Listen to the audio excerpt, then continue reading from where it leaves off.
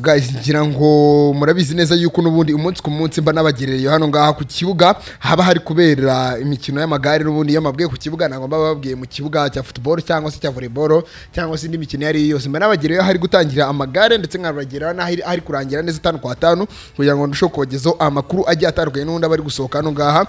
ku bijyanye n'irisiganwa ry'amagare kubera mu gihugu cy'u Rwanda. Ngira ngo baze kandi subscribe ufungure kazugera muri dukomeze n'amakuru yacu hamwe yerekera amagare uzi kuyahanga amaso uzi kureba neza udusha twagiye tuberamo kubera ko ni twinshi cyane uzi kuza gukomeza kubikurikirana neza 5 kwa 5 kugira ngo utaza gucikwa n'akantu na gatoya.